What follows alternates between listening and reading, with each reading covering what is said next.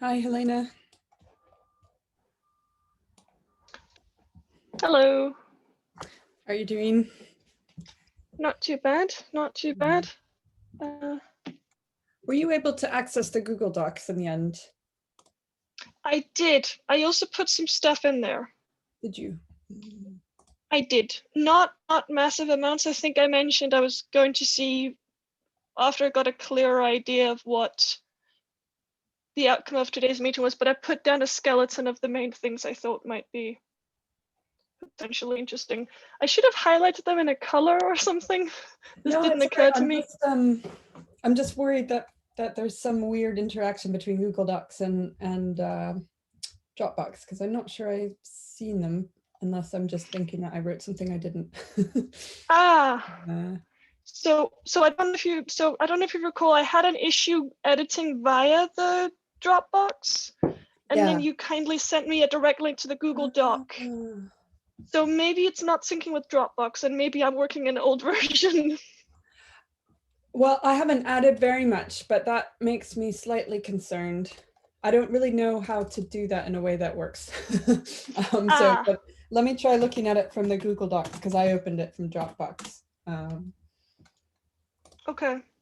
I mean, I could open it just fine. It was the editing that just, I couldn't access any of it, but.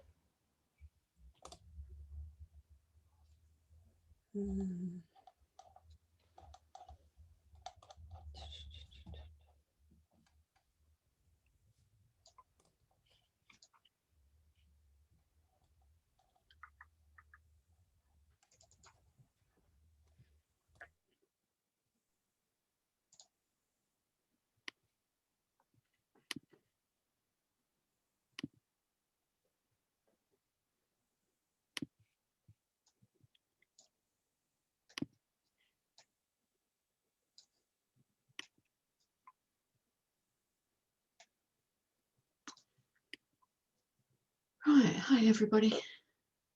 Just trying to catch up with what we need.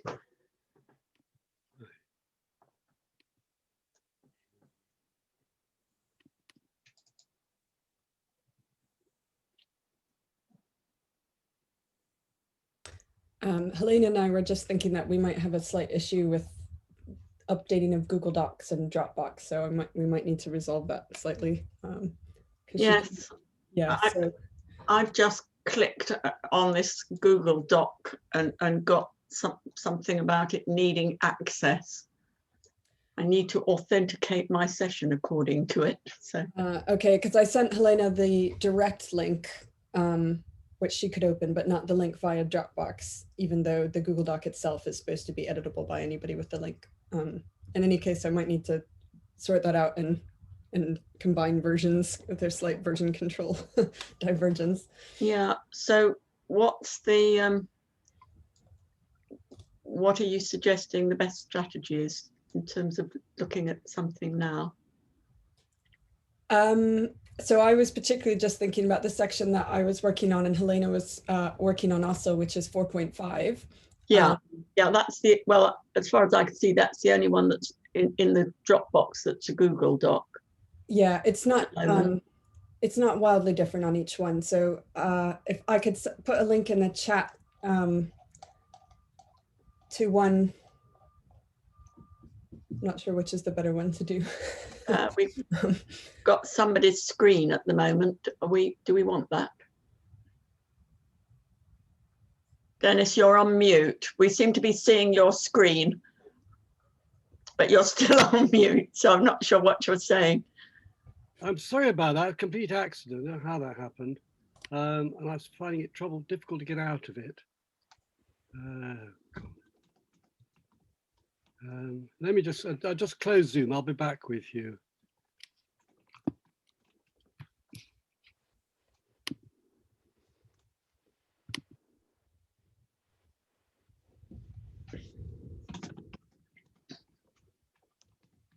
Unfortunately, we've still got Dennis's screen. At least I have. I assume everybody else has. Sometimes it takes a bit of time for it to Does it? again. Yeah.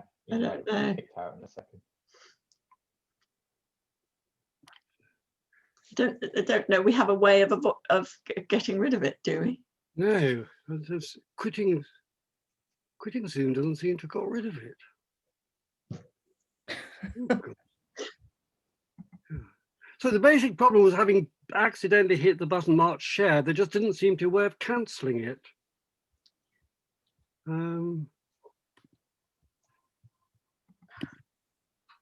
Oh, there we go. It's gone. Is that better? Oh. Yeah, it's gone now. Right. Oh dear. Oh. Hi, Miriam. Hi. I invited my colleague Ghana to join us today. Great. So maybe, Ghana, do you want to introduce yourself? Yeah. Hi, everybody. I'm Ghana Rajnova. I'm a mathematical modeler and have been working on modeling HIV and other diseases. But of course, with COVID, we have switched to COVID, and now we have been working quite a lot. So I thought it's interesting to join and to see what I can contribute to the discussion. Oh, that's great. Thank you. Yeah. Yeah, I thought Ghana could maybe help or join in with writing the part about the data challenges. Because she has been working a lot lately on fitting a model to actual data from the Netherlands. So data like hospitalizations and zero prevalence data and so on. And so if Jasmine, she's not here today, I think. No, she did turn up briefly this morning, or did she? Or am I dreaming now? No, she didn't. I don't think she didn't. It last night. I'm but, thinking about, yeah. aren't I? When she came partway. I think she's having a really busy week. Oh, So okay. I don't know whether, but she, Yeah. as Ben says, she wasn't there this morning. So. I wanted also to ask, because I checked what the challenges are, and data was specified as a separate challenge. Yeah, that's a bit, I mean, there are many overlaps between these challenges. And we have made an outline for the interventions chapter, which, yeah, you don't have access yet to the Dropbox, but I can send you the outline. And so one of the sections is called data challenges, but it should be then specifically for intervention. So I thought about, for example, data on adherence to interventions. So not just any data, but yeah. But we have to specify it more. Of course, we always have to look out for these overlaps with other challenges chapters. I mean, there is also a challenges for modeling, like model choice, and so on. So, but yeah. So this chapter that we are trying to write is focusing specifically on the intervention effect. And yeah, I think there could be various things, like you say, adherence to interventions, but it also depends on which intervention you specifically zoom in, because when we looked at the impact, for example, of school interventions in schools, for example, all these problems with whether the seroprevalence data in children is correct, for example, also coming up. So maybe I could think and make a list and so on. And do you interact also with other groups, or you do it? Well, actually, we do it kind of via Valerie and Dennis. So Valerie and Dennis are the organizers from the Newton Institute, or not. Yeah, I think we're trying to keep sort of keeping tabs on most of, if not all of the groups, and trying to sort of be liaison between them. But also, people like Ben has been involved a lot on both the modeling and the estimation challenges, particularly, which overlap here. So he's really good at reminding us what we're doing in other bits. But I think the thing at the moment, I mean, there will be overlaps, and to a large extent, we hope we can just deal with those by sort of cross-referencing, because probably the different groups have different perspectives on what they want to say. But obviously, ultimately, we need to sort of, there might be things that we decide that fit better in one paper and than another, and we'll move them. But I think in the first instance, the idea was just to get down everything that we can think of. And if we're not really quite sure whether it fits in this paper or not, we can worry about that at a later stage. I think if that makes sense. Because it's too constraining otherwise to keep looking over your shoulder to see what's going on somewhere else. It just makes it hard. Yeah, okay. Now we did make this table at the beginning, which kind of, yeah, put everything into a matrix. Yes. I don't know if that's still up to date. I don't think it's changed. Okay. But I imagine it's reasonably up to date. Yeah. So I can send you also that table, Ghana. Mm-hmm. Well, the easiest thing, because that's all in the Dropbox. Can we just enable Ghana to see the Dropbox? Dennis, you usually do this bit. Yes, I just have, if you put your email address in the chat, I'll sign you up for the Dropbox and the Slack channel. So in that, you'll be able to see the documents corresponding to all the challenges, not just this one. So I mean, if you were interested, you could look and see what was going on in the other ones, but it might be a bit overwhelming to start with. Yeah. Yeah.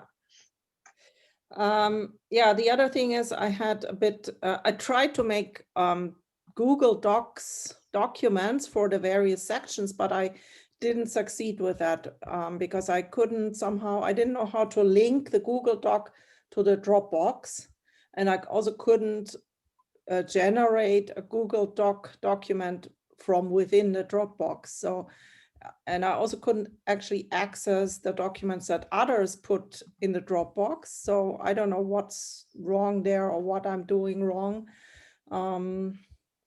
So I couldn't really get any further in that.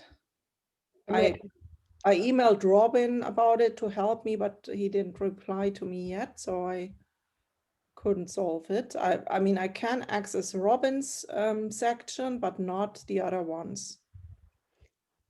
Yeah, that's what I've been told. And I sent the direct Google Doc link to Helena so she could work on 4.5 as well, but then that didn't update back to the Dropbox link. So there's something going.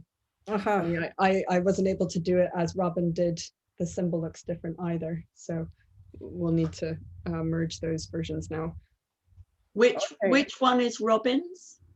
4.3, I think. Well, I wonder about, because I mean, this mirrors a little bit of the conversation we just had before you joined, Miriam, because I was saying then that I couldn't access this one that with the GDoc ending, but the 4.3 has got a .web ending. Oh yeah, right. And that one I can see all right. So okay, I can access all three. I don't know what. Maybe are you signed into a Google account? Maybe you have to be. Yeah, I think we have to ask Robin how he did this. Yeah, because I can access all three of the Google documents with both the web ending and the doc ending, really? and make changes to them by the looks of things. Okay. So. Well, if I try the Google Doc, I get something that says allow cookie access. By clicking here. I suppose I could click here and see what happens. I'm always a bit, and then I think I've just got to sign into my Google account, and then it probably comes up. Okay. I tried doing that, but it didn't help somehow. Oh, okay. Well, I'll try and see if I get anywhere. Yeah, okay.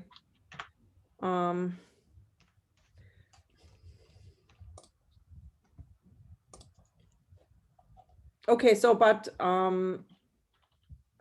Elizabeth, so you already started writing something? Yeah, I started off with some bullet points last week and then did a minor amount of fleshing out, and Helena's added some more points this week as well. They're now on separate documents, but I could talk a bit about the main points that I was going to make. Yeah, good idea. Okay. So I guess actually, if you open I've added some more text, but the Word document 4.5 probably has a lot of the same bullet points. So I was gonna called adherence and behaviors. Yeah. Okay. So I was going to talk about just in general the need to consider adherence when thinking about effectiveness, and then both for understanding what the impact of a potential policy decision might be, and then relative effectiveness and practice of different policy options, which might differ once you consider adherence in practice. Issues around adherence to different parts of an intervention, that's often kind of multi-step, and trying to improve adherence to one aspect of that might be at the expense of another. For instance, I was thinking of some colleagues who've looked at would mandatory isolation improve the effectiveness of TTI, but that if that resulted in a trade-off where fewer people were then testing, then that would be worse overall. So these kinds of perverse, I don't know if perverse effects is quite the right way to put it. Then I was thinking about the way that you might model non-adherence. I guess a lot of this is coming from thinking about COVID-19 contact tracing at the moment. And then I have an HIV background, so I've occasionally thought of something related to HIV, but I'd need to go back and think probably more generally. But so the form that non-adherence might take might just be non-uptake. It could be uptake but reduced effectiveness. So like somebody might not be fully self-isolating, for instance, but might go to the shop occasionally, but still reduce their contact patterns. Or there might be like a waning effect over time. And due to the fact that the way that infectivity changes over the course of infection, all of these things wouldn't necessarily be equivalent. And so it might be important to model them differently. You might have interactions between different interventions. There's a lot in relation to inequalities and the ability to take up and adhere to interventions, and the extent to which those relate to other sort of risks of infection and disease, and then sort of shaping of risk groups over time. Then considering adherence over a network and clustering of adherence via a shared environment or shared socioeconomic structures, but also behavioral influence potentially, if that influence could occur over the same network ties, that transmission could occur. Then I was thinking a bit about mapping between policies and behavior is sort of inconsistent over places and over time. So when you have a policy that has an intended outcome, the relationship between that and people's behavior and practice might not always be the same. Although I think you mentioned that a bit, Ben, in your section, I noticed. So yeah, it's a bit of overlap there. Can you give an example what you mean more? I guess when you have a policy that says no one should leave the house except for exercise, that may have meant something different in March last year than it does this year. I guess people's adherence to that policy might be different over time and across places.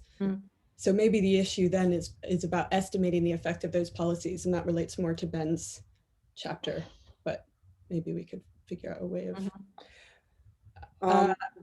and then I was just going to have something on kind of interactions between the epidemic and behavior. So even in the absence of policies, people's behavior will likely change.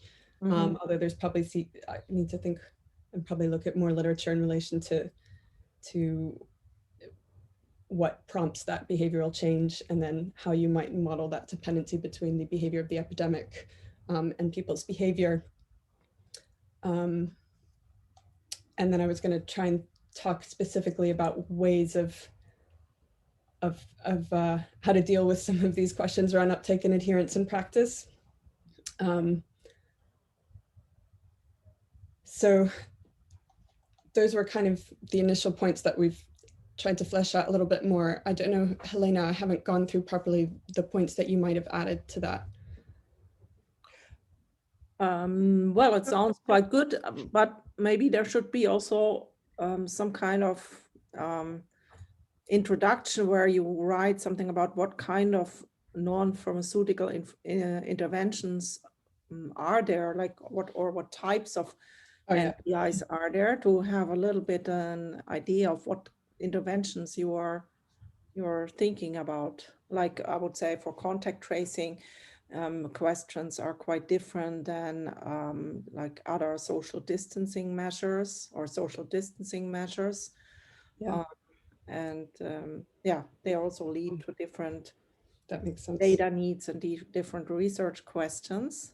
Mm-hmm. So I think we should first maybe talk a little bit about what types of NPIs there are. Yeah. On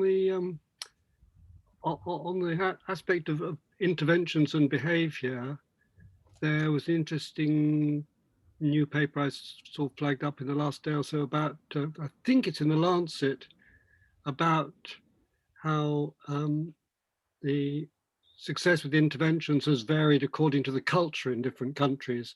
That in some countries, people have a habit, for instance, I mean, at its simplest, in some countries, people stick to rules if you ask them to do something. In other countries, they tend not to. And there's a study across, I don't know, was it 40 or 50 countries or some large number, suggesting that there was there's this association. So. I'll look that up. I haven't seen that one. Yeah, I think there are now several studies out there already about comparing the impact of different, like also sets of interventions on the COVID epidemic. So looking at when was something, when was an intervention imposed, and which combinations of interventions in which country, and how did this impact on numbers of cases and stuff like that. Mm-hmm. Do you think that would fall under, because that sort of feels a bit like similar to what we were talking about, where across different places and at different time points in the epidemic, the same intervention on paper might have different behavioral engagement? Yeah, possibly. I mean, I don't know whether you can really link it to that. I mean, it's more kind of, at least the study that I've seen, it's more kind of ecological study, just looking at what has been done and what's the outcome, what's now the causality, it's not clear. Yeah. Maybe the study that Dennis mentioned is different, I don't know. I could bring in those, I think. But I mean, yeah, would that have any consequences for modeling?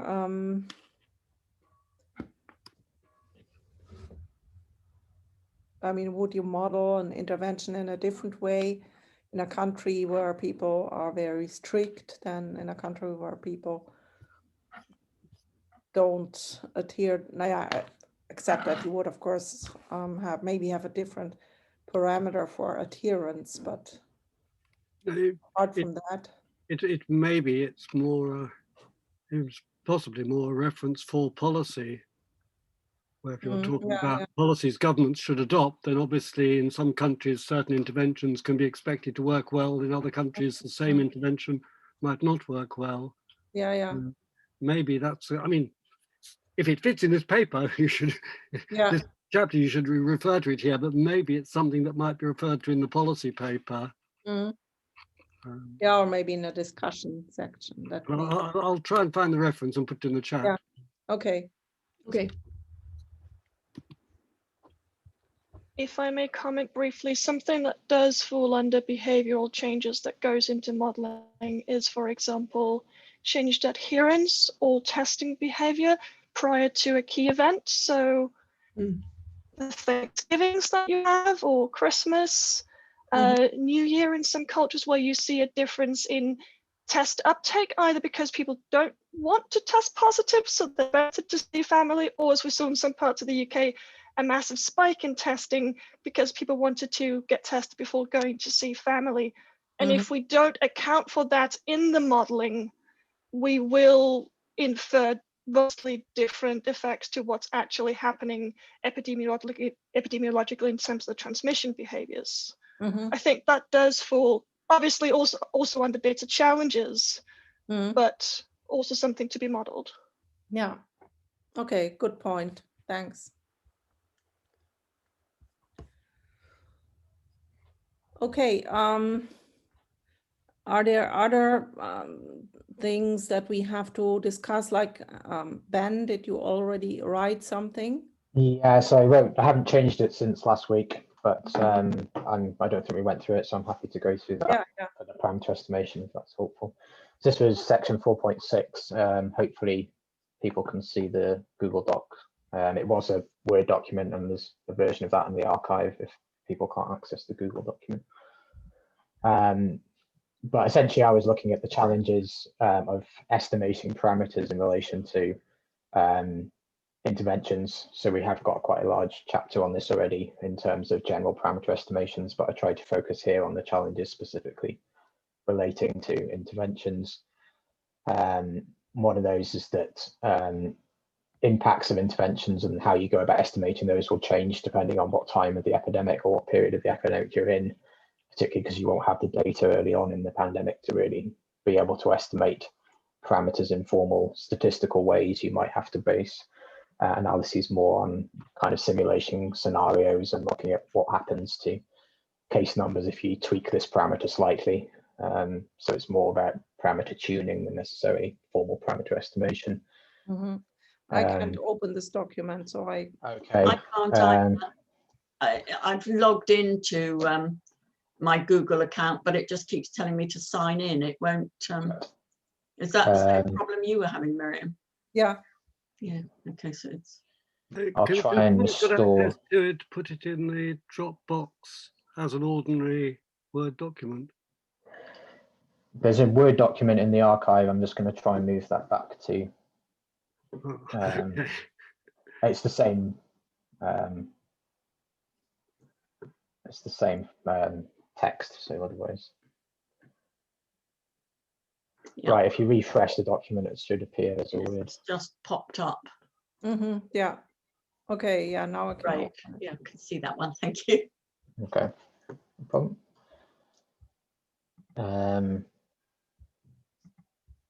Also, I was thinking in terms of the kind of more standard models like SIR models, compartmental models, and IBMs. Usually, what happens is that you would assume that the interventions could potentially impact any one or combination of those different compartments, but often we only have data on specific ones, like we might only know about hospitalizations, or we might only know about numbers of deaths.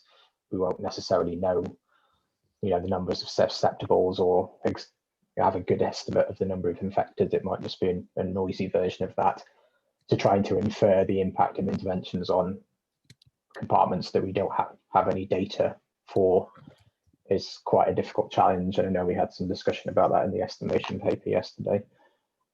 There are statistical ways of dealing with that, but it's quite challenging and still ends up with lots of uncertainty. And how you go about including the intervention, which parameters should it impact? Is it a global impact on numbers, or is it you just have it impacting certain parameters in the model? Is it going to impact transmission rate? Does it impact death rate? Does it impact numbers of susceptibles, for example? Now, presumably modelers have good ideas about how to do that, but from a parameter estimation perspective, I think that's quite challenging. Again, kind of matching what Elizabeth was saying earlier, the strength of the intervention can vary according to what intervention you apply. It may also change through time. I think in the first lockdown, people were probably much more willing to commit to these types of interventions, whereas perhaps now they're slightly less likely to. And then there's all this kind of extra ways that people can kind of get out of these if they're, have emergencies or they're frontline workers or that kind of thing. There's also potentially non-linear interaction effects, which potentially are a problem, and also qualitative interventions as well as quantitative ones. How do we go about introducing those? There's the kind of multi-country political and national boundaries type of problem, where the interventions are all being administered on different levels and at different regions. Even on a UK scale, Scotland, England, Wales, and Northern Ireland have all had different interventions at different times. So how you go about modeling or estimating the impact of those when maybe you don't have the level of data across all of the regions. And just tracking them can be quite complicated. And also political issues might cause, or social adherence issues may cause different levels in how you go about measuring that. Obviously, some people have attempted to do that, which I haven't seen, but I thought that was quite a challenging problem. Also, there's issues if you're introducing multiple interventions simultaneously. You might be able to estimate the global impact of interventions as a whole, but you're probably not going to be able to necessarily tease out what's the impact of intervention 1 versus intervention 2 if they're both being administered at the same time. There's all sorts of non-identifiability issues there in terms of parameter estimation. And there's also, generally from a statistical point of view, we would want some sort of experimental design setup generally, but we can't really do that for ethical reasons in a pandemic, trying to say that this country or region is not going to have any interventions at all. We're just going to let the pandemic take its course. So there's statistical observation issues, statistical design issues that I think are quite challenging as well.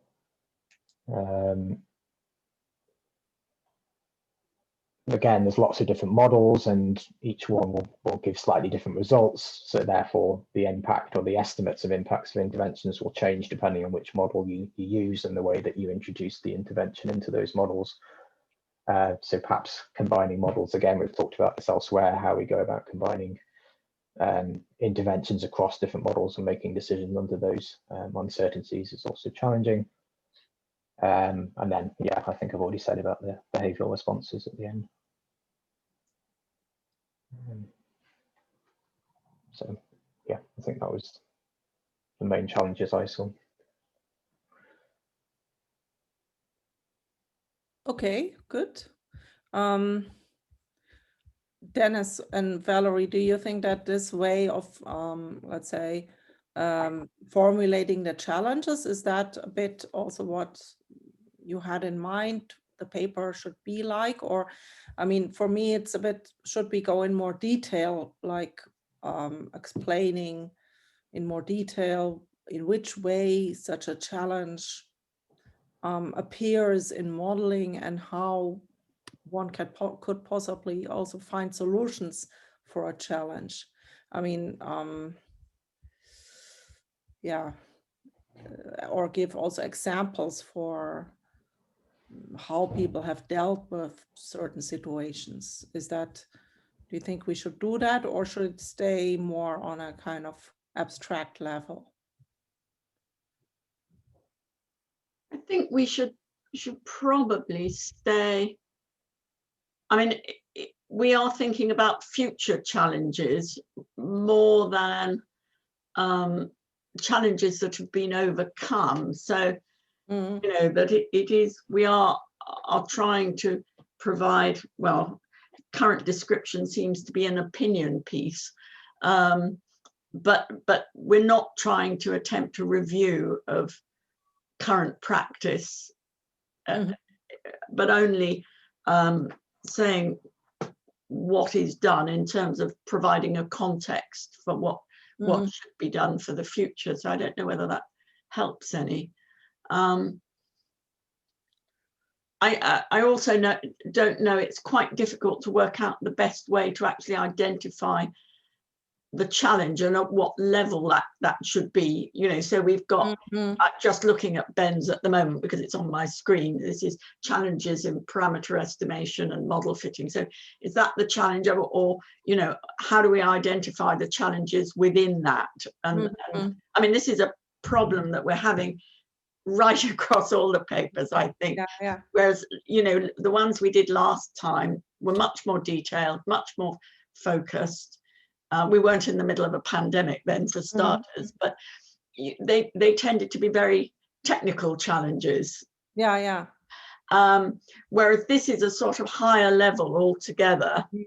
And you could go, I mean, if you go into more detail, then you come to the technical challenges. I mean, if you think about,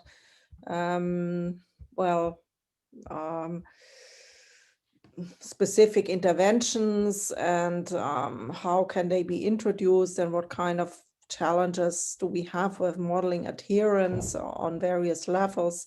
I mean, yeah, you can get very technical about that because then you get into issues with networks and how to model network structure and so forth.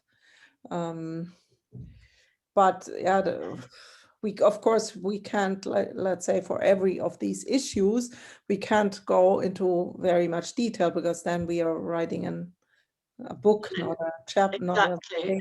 I think that's the problem. So it's hard to know.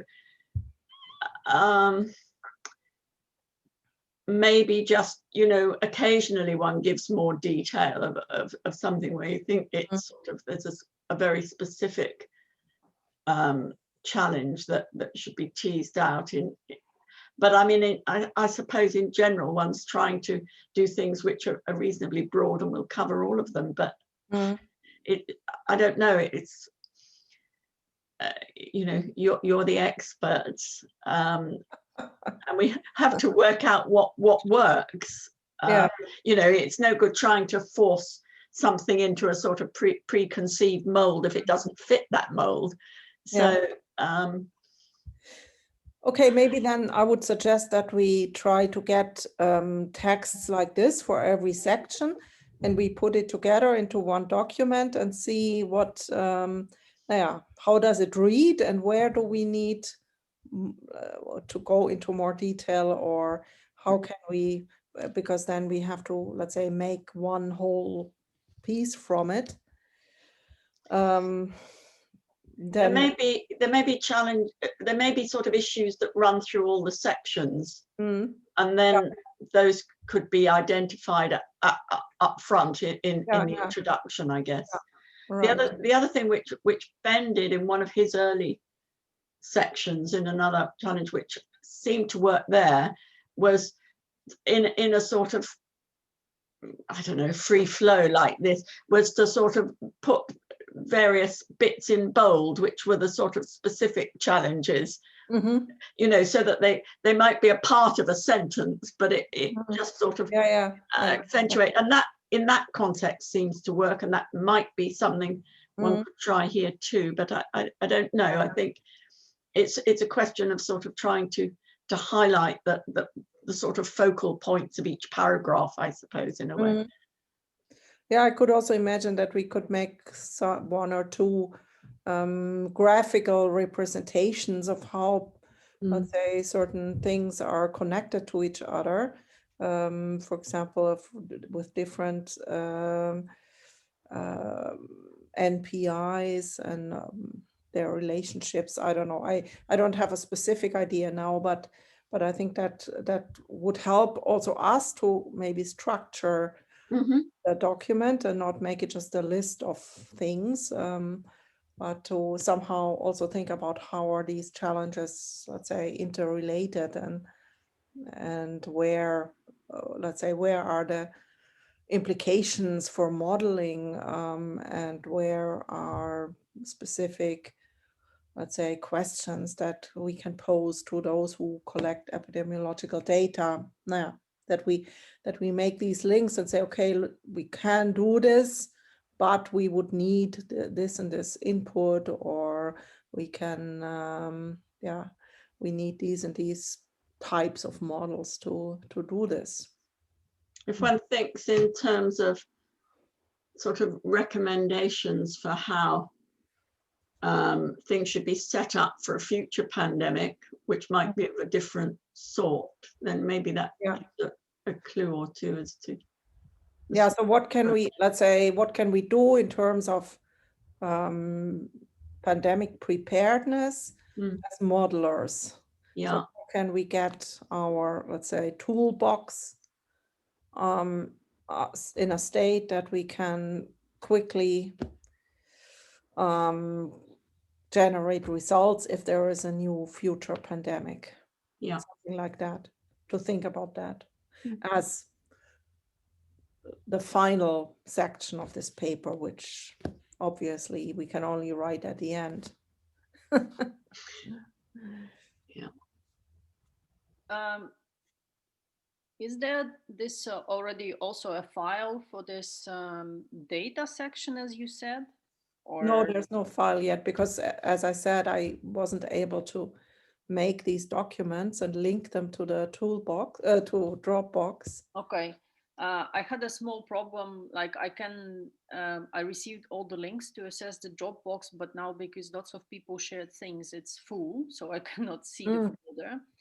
And I wasn't sorting it, otherwise I wouldn't be listening to you. So I will have to, after the meeting, I have to sort it and then read and so on. I think that's also the band section on estimation. I would also like to see, because I also had my challenges with estimation. Yeah. Maybe I can also contribute something there. I think if you, so the invitations to Dropbox and is general. It gives the IDP Dropbox has a folder for each of the different challenges. Yeah. So interventions is one of them and vaccination is another. And I think with Slack, although what I did was I added you to the people involved in this particular challenge, but I think once you're there, you can look at the other Slack channels as well. I mean, let me know if there's a problem, but I think once you're a member of one of the groups, you can. Now. I just tried to sort this Dropbox, but easily it's not solved. I wanted to copy something to my computer so that I can load the folder, but it's big. It has 350 megabytes or something. So so I will do this after the meeting so that I can read everything. And start okay, Ghana, then I will put you into contact with Jasmine Panofsky Griffiths. Yeah. Because she also said that she could work on this data challenges section. Okay. Then maybe you can take this up. Okay. And then, can we, I don't know how much time people have. That's always the constraint. But if we can try to make a kind of first draft of the text of all the sections until next Friday, that would be great. Of course, now some people are not here in this meeting who, so it's easy for me to say that. But I will maybe send around an email after the meeting to the group to say that we are striving to have this first draft by next Friday. I think you should maybe you should list the sections and put the names of the people against each that you are targeting. They can always then if they think that's a mistake, they can get back to you, but if not, then they know that it's their homework. I'll do that. It's all actually partly already in this outline. But I have to update that again. But I think if you just extract a list of the sections with the names against each one, I think it's probably valuable for everyone to see that. So if they're interested in a different section, they know who to talk to. Yeah, I will do that. Great, thanks. And then maybe, I don't know whether I get this working with the Google Documents. Otherwise, I'll just upload Word files to the Dropbox for the different sections. Then people just have to download and upload Word. It's also, I think that also works. Yeah, and it's just a little bit, I mean, it's easier in sort of handling files terms. It's just a little bit more difficult in that you may confuse with other people, but but we just try to have this convention that if you update something, you add if you make a substantial change to any of the papers, you just add your initials to the name of it, so that people can see it's a changed version. And if that means you have an old version, but to be careful, you want to keep the old version, just put it in there's an archive folder within the IDP Dropbox, which old files, old drafts from every one of the challenges can go into the archive. And it just means if we suddenly realize that we deleted section 4.1 or half of it and we didn't really mean to, it is somewhere we can go and look for it. I guess the problem with Google Docs seems to be how we stick that in the link in the Dropbox. And I mean, it would be a bit clunky, but we could also just have a document that had the Google Doc link for each section. And as long as that was saved, so it could be shared as edited by anyone or by the group of people, that should be able to work too, but that might be a bit clunky. There's only a bit, I mean, I don't use Google Docs all that much, but I've no problem in logging into my Google account or to seeing Robin's. But I cannot access these other ones, even though I am logged in. Yeah, and I don't understand what. I don't understand either, because I can access Ben's, but Helena couldn't open it either. So there's something. I guess if you do hear back from Robin about how we do this, yeah, that's great. I tried to do some Googling originally, and I could try some more. But, otherwise, I guess if Helena and I work out between us, and then we get the next version up on as a Word doc. The other I think would work if you put the link in the Slack channel. We might. Yeah. I don't know. It might. We sometimes do that, and that might just work. I don't really see why it should work any better than, but. Who knows? But that's I think a bit confusing to have the links then in different platforms. Yeah. Then you kind of lose the overview of what is where. No, we really do need them in the Dropbox. I agree, so one can see everything in one place. Yeah. Okay. And you don't seem to be having a problem though. So what are you doing that the rest of us I are have not absolutely doing? no idea. I just clicked and it seemed to work, but that's not through any sense of knowledge. It's your system is obviously set up slightly differently, but yeah, I don't understand. Yeah, I thought maybe it has to do with which name you log in. It must be .web.gdoc must be different. I'm now in this Dropbox. I think with my university email address, but that's not a Google. Yeah, I was just wondering, maybe That's why, because I'm logged in with both my. Oh yeah. Logged into both with my uni email address, and maybe that's the. Yeah. Well, that's what I thought I was doing. Maybe not. Oh well. Okay. Yeah, I think then, at least from my side, I don't have anything else to discuss now. No, I don't think so. We'll we'll work on a draft for next week then, and try and leave that in the Dropbox in some way.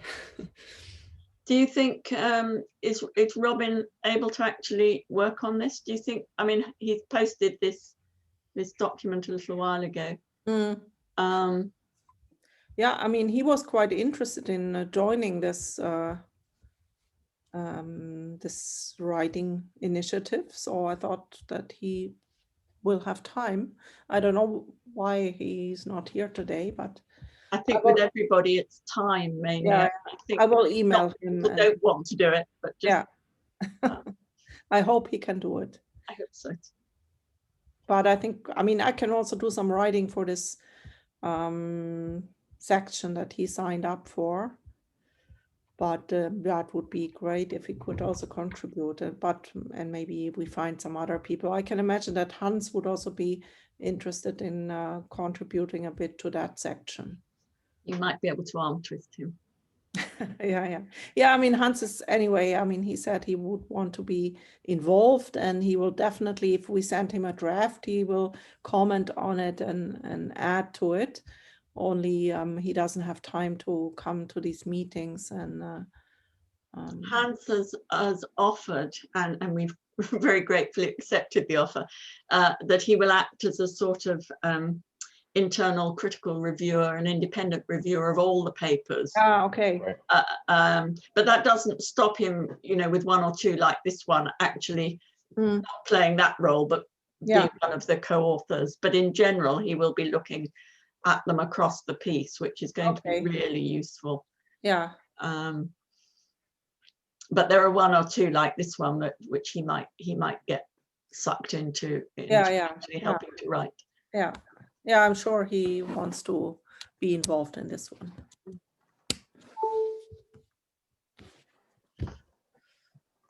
And how are the other chapters progressing? Are they, I mean, are there some chapters that are already, let's say, in a readable form? Almost. There are a couple that are getting close to that. Yeah. Okay. And another question, how is the vaccination topic progressing? Do you mean the written thing or the the plan? I mean, the plan that Bets had with chapter about vaccination. Bets has produced a sort of outline for a paper. I mean, it did 2 or 3 pages in rather sort of bullet point sort of form. She said that last night. So, so that's very recent. And that's in the Dropbox. There's a 4A Dropbox because, you know, we split the vaccination bit off from this one. So it's called 4A at the moment. And it should have this draft that Dennis was describing. Okay. Yeah. Oh yeah, I see it, 4A. Okay, because and also there's talk of having another vaccination discussion session, a little research seminar meeting with 2 or 3 talks and plenty of time for discussion. Particularly concerned with the evolution of the virus. Is that right, Valerie? Yeah, and I think so. Claudio has suggested a few people, and you Miriam, said that your collaborator might be able to contribute something to that, and also Yasmina said she could. So we've got a few names there, and it's a question of trying to put everything together, I think, at the moment. I think Kira's working. What will probably happen, I would guess, it'd be 2 or 3 weeks' time. Yeah, towards the end of the month, I would think, around then, by the time everything's lined up. But hopefully fairly soon, because everything on that's moving so fast. Yeah. That, but on the other hand, people have got to have time to just stop and contribute an afternoon. So that may be problematic. I don't know. Anyway, we hope that there will be some more on that fairly soon. But as regards the paper, it's at the stage where Bet said she'd like to do a first outline herself, so that's what she's done. Oh yeah. I think the next stage will be to have a meeting of everyone who's interested and share out. I think probably to share out the sections to ones or twos of people to to start writing. So we're doing now, but they're a few weeks behind, maybe. Yeah. Okay, I'll look at the outline. Yeah. Okay. Yeah. Absolutely. Thanks very much, Miriam. Thanks. I'm going to go, but I'll see you next week. And okay. Thank you very much. Yeah. Okay. And thank you Bye. all. Bye. Dennis, have you got a second? Yeah, sure. Yeah. Okay. That would be good. Okay. Bye. Thank you very much, Miriam. Thanks. Bye, Jana. Bye, Jana. Yeah, it was only to say. Recorded. Is this? Sorry? We're being recorded, Valerie. Yes, that's okay. It doesn't. I don't think we can stop it, but it doesn't matter. All I wanted to say, it just saved me sending you an email, because it's specifically what you were saying. We need to reply to Bets, and I think the obvious suggestion is that we should set up some sort of discussion fairly soon at her convenience, to which could be advertised around the participants to see who would. It'd be good. I mean, I think it'd be good if they had a regular slot, which well, exactly, but late afternoon slot to suit Bets. Yes, but and it wouldn't necessarily have to be every week, but to get that going, that would be the obvious thing to suggest, I think. So I was going to email her back and suggest that she might like Kira to slot in something into the timetable. Yeah. Okay. Sounds good. Okay. Okay. Have we done?